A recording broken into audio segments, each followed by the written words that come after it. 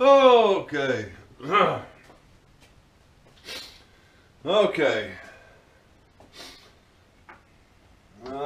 Number one,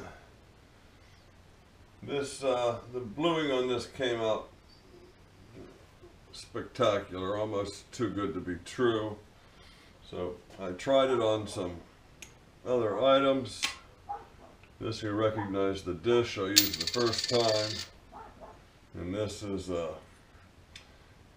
used to be something I was doing threads on, and I cleaned up the inside, the outside, and fit it to clean the inside and outside of this, and put a little step in there.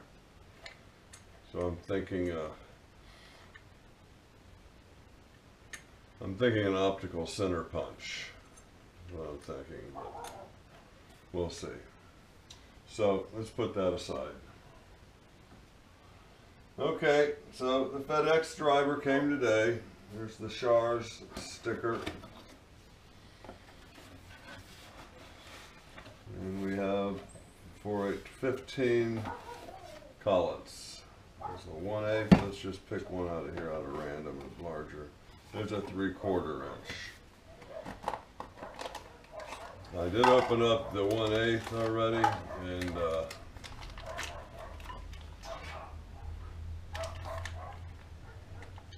finish seemed nice. Nothing I was going to cut myself on. The only sharp edge was the edges of, I'll show you here, it's easier, I don't know the name of it. This groove right here would register the inside the chuck. It's a little sharp, but that'll wear itself down just fine on its own. The internal threads look fine.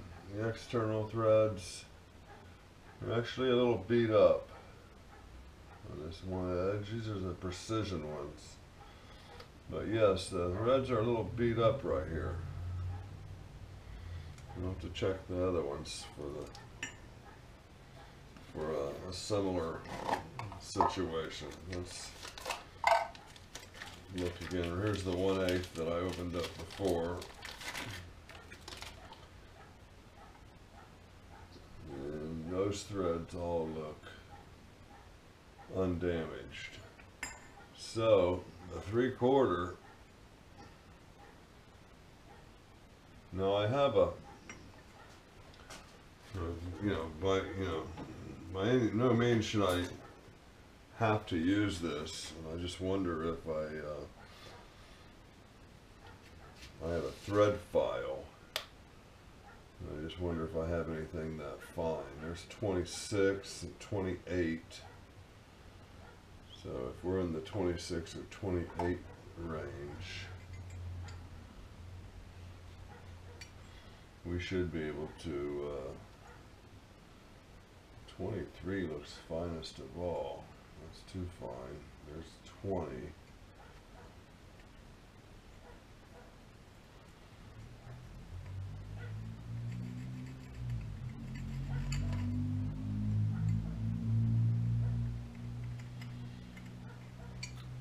I need to find out how many threads per inch this is before I start filing on it. Something's telling me 27. I don't know why I think that, but it's like maybe a number that I've heard used in association with these. So let's get there's 24. There's 26.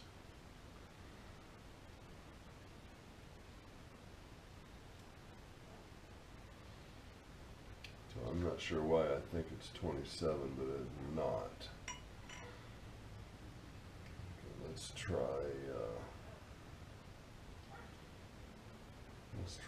30. this is 20, and it is 20. So let's see if I have a 20 on here. I do have a 20 on this file. So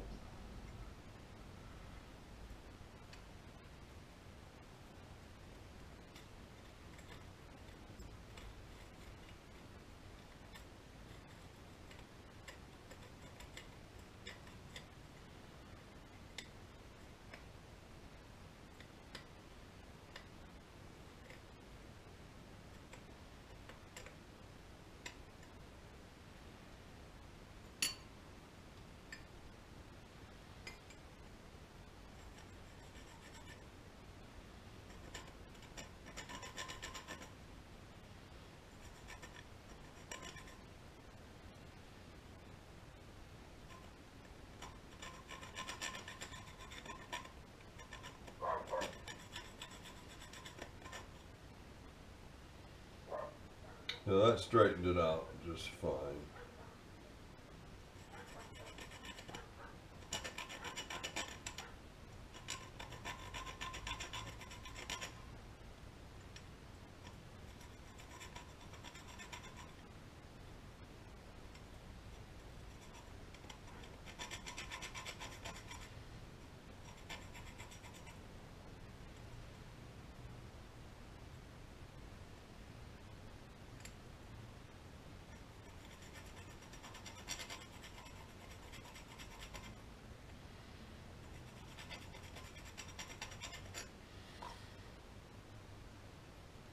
Okay, that's better.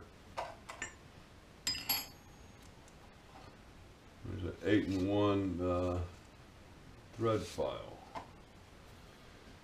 Okay, so let's go ahead and put the 1/8 away. We will play with that one another day. Set this box aside. And let's bring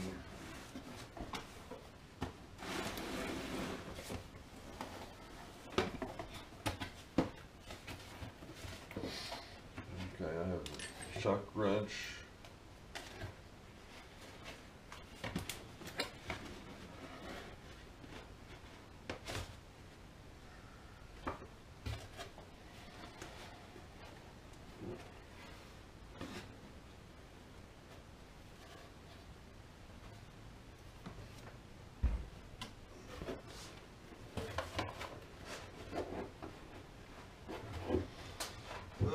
Okay.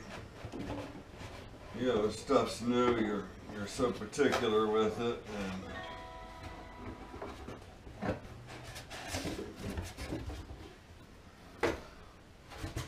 after it's a little use, you're not so particular with it. I think I can access the key here. Yep. Okay, so we want to drop this down and find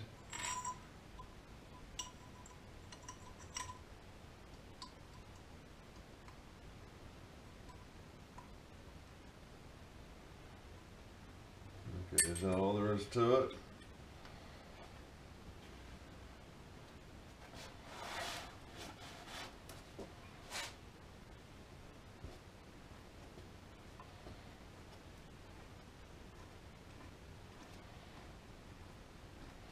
I've never actually used one of these before. Let's make sure this is on film, on camera. Okay, there's my hand. Okay, yeah, we could get you a little closer. Let's put you over here.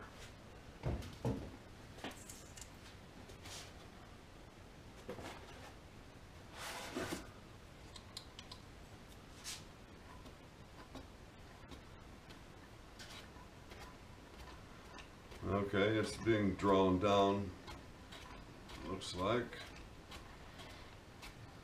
And now it is being compressed. I'm going to watch this and see if it goes evenly. Okay, it's compressing. I think I have some 3/4 stock here.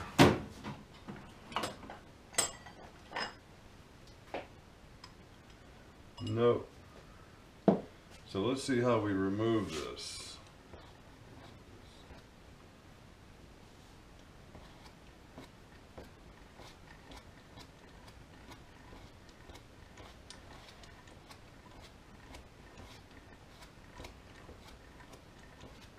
Okay. Okay, there's that. Let's find, we can find a 1/2 inch here. That's 1/2. That's probably 5/8. Let's measure that.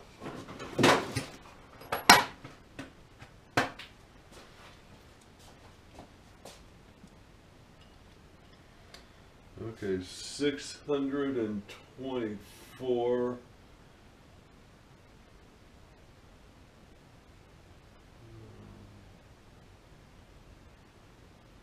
629 is 16. It's gotta be 5/8. 7/16, 11/16. 3/8 or 5/8? It's 3/8, 5/8.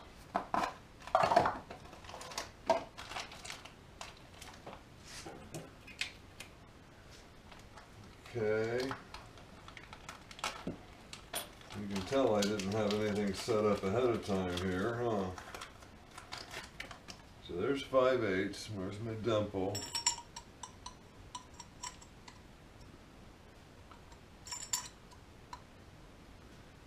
Should make sure it's seated down there well. And there it goes. Look the same all the way around, yes.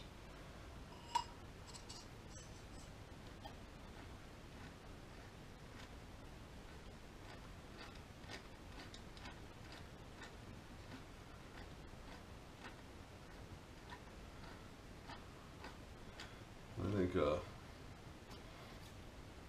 a power, a little hand screwdriver with this tip on it might be wanted in this. Okay.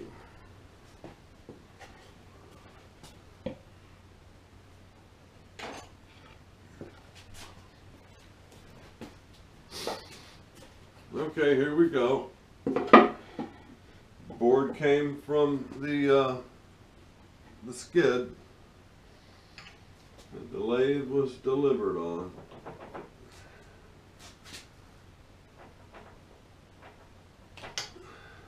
That was tight.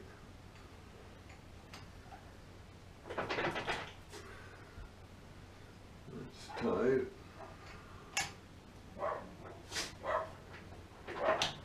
Dogs are going little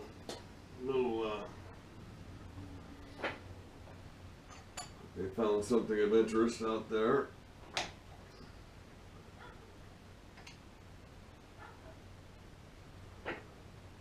Okay, we got one more after this, yeah. Okay, this is the last one. Hold that against the face.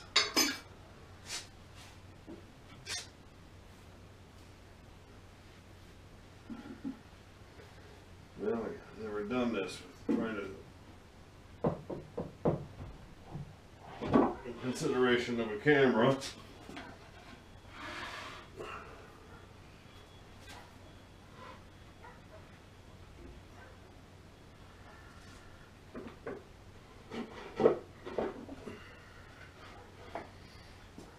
Okay, let me get this stowed down there a little bit. And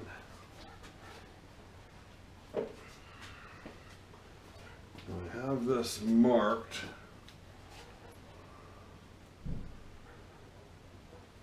to go on.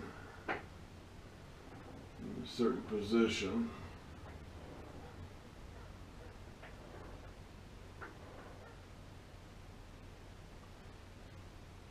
Okay, that one's marked there. I thought I had more marking than that. Okay, I think that is it.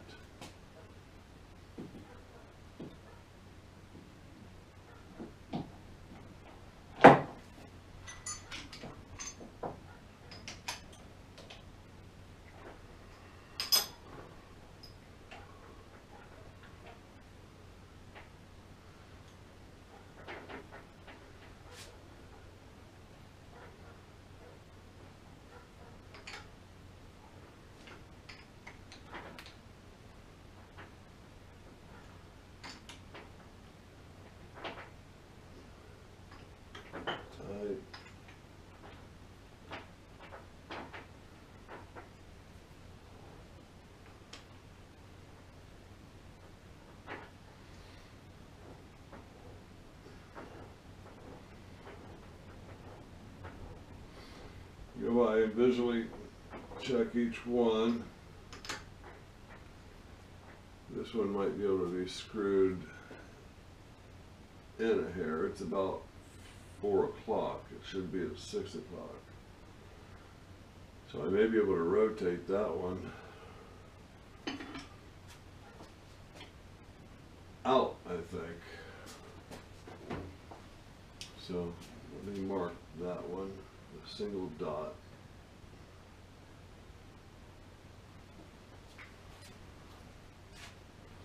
Then we'll come back to that. Okay. I am going to attempt to move this chuck.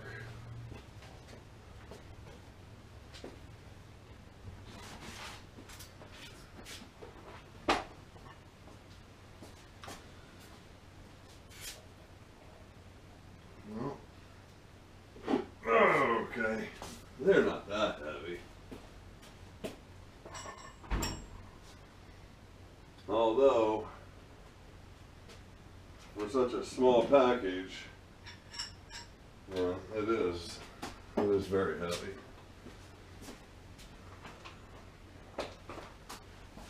So, let me find my little dimple here. That's going to be right here, adjacent to that set screw. So we're going to go in there.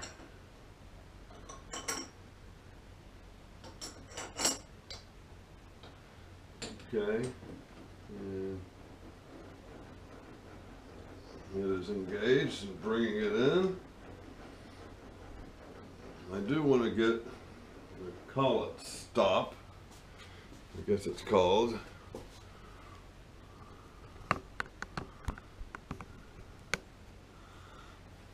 And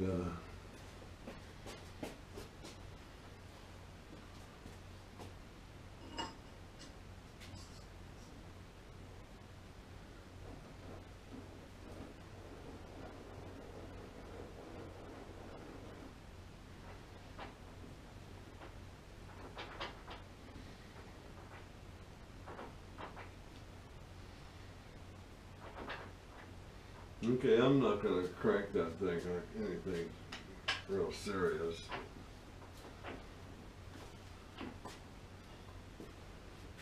Tell you what, let's bring it out a little bit. Give me something to indicate on.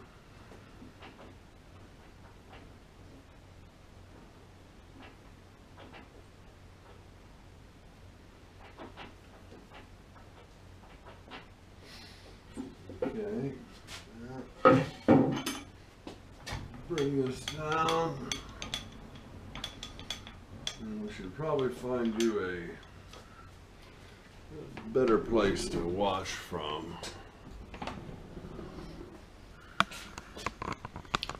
This will be like you're just standing right next to me, man.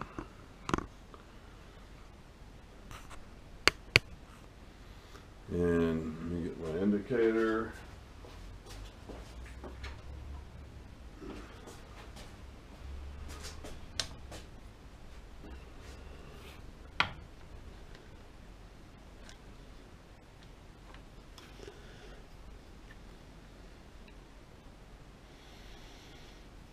Okay, this is a,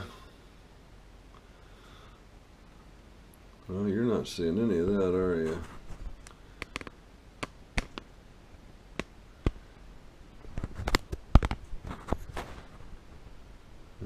Hold on just a minute.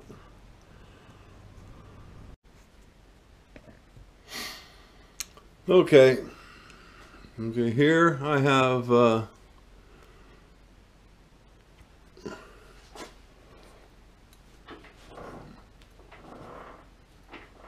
2 thousandths. Let me make that a 0. 2 thousandths run out there. Now let's see what we have up here.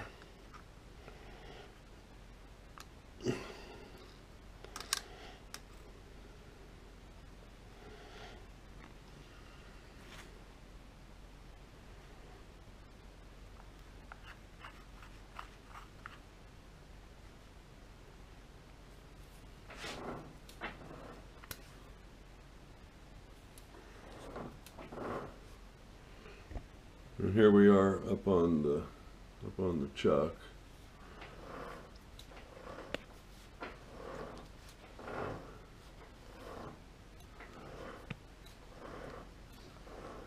There's maybe a half a thou. And down here, once again,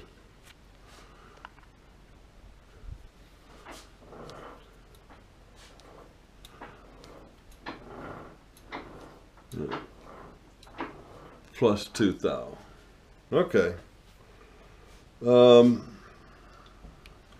Enough of that. Okay.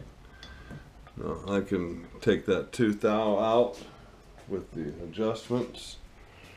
Now, very important message for George. George, I have misplaced your mailing address. I would like to complete this and get it off in the post. This is kind of an experiment to see how well this travels.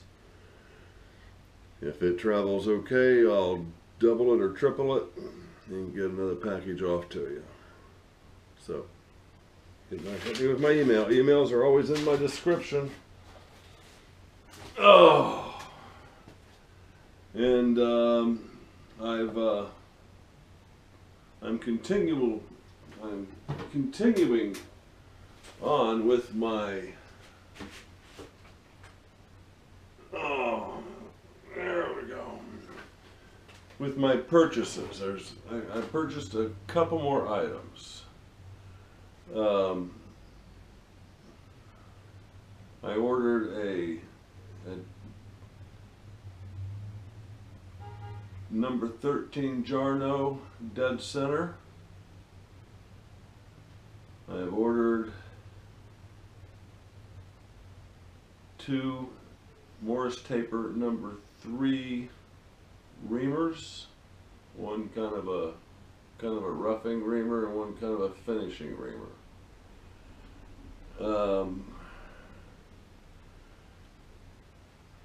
I look forward to being able to run on centers using that Jarno, that 13 Jarno taper, because I don't think I'm going to get any truer than that. Now, that is providing that the tailstock is adjusted. Now, I bought the MT3 to MT2 sleeve, and when I first got it, I was kind of disappointed because there's a little slot on the side of my quill where you can stick a tool in there and bump things out. And that sleeve was too long for me to be able to access that groove. Now, the one thing that did not occur to me is withdrawing the quill till it breaks the taper and loosens and knocks out whatever tool you have tapered to the quill. So kind of a rookie mistake. As it sits right now, I went and got that opened, didn't even touch it. Let me spin you around here. And this is what how I am making it work for me now is, so it never occurred to me to try this. And just pull that baby right out. Now, this is a NT2, and the bottom of that tool is just about flush with this opening. So, I'm not sure what tool. I have a wedge, but I don't think the wedge is going to affect that. But no, never fear, it's not going to be a problem. I can get that out. But I am very pleasantly surprised that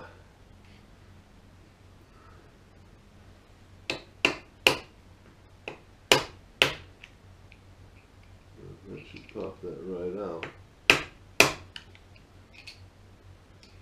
See, I'm in the groove there. There it is. Okay, so very happy that I'm able to use this like a regular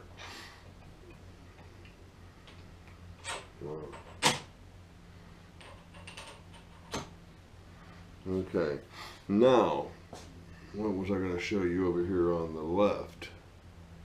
I do want to get a 5/8 drill chuck. Well,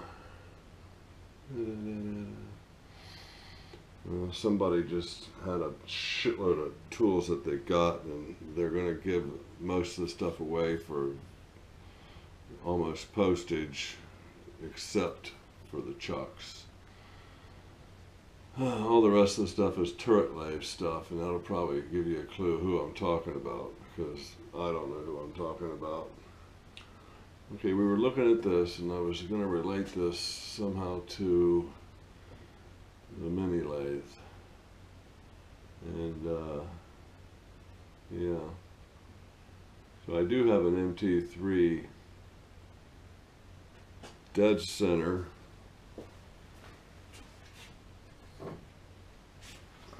But it is, I believe, too short to be ejected. Well, maybe not. I think all I got to do is put a 1-inch pin in here, maybe a 1/4-inch dowel, about 1 inch long, and this one should be ejectable. That's not ejecting. Come on out there. When does that start?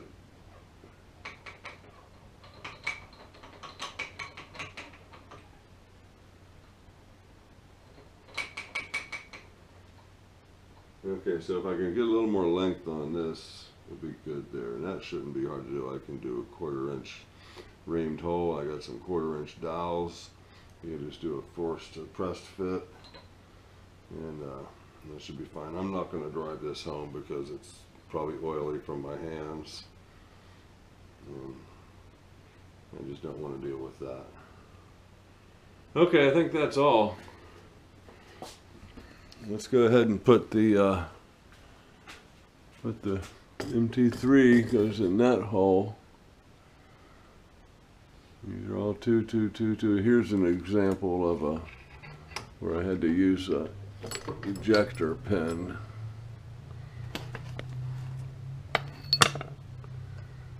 And that is for my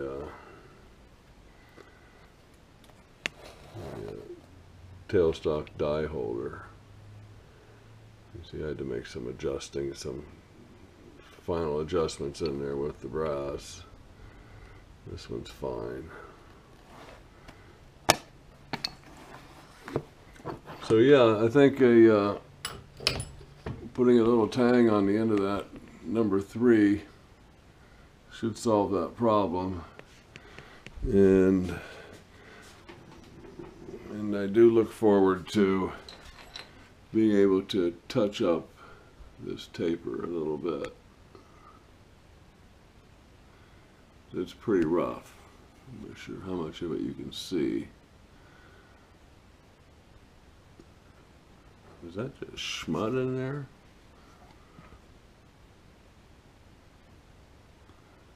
It almost looks like threads in there. I lost my little, I had a little bore light I could shine in there. Whatever happened to that thing? It usually sat right here.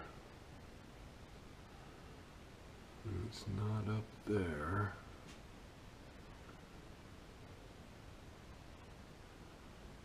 It's not here. Maybe he's got it.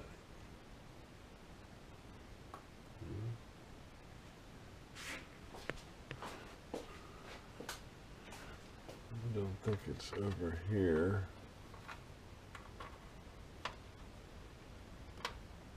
Maybe the camel. Maybe the camel has it. You seen my bore light?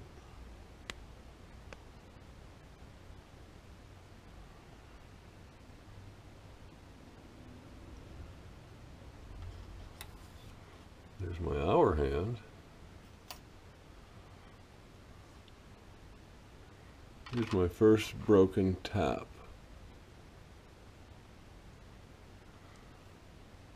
Right there.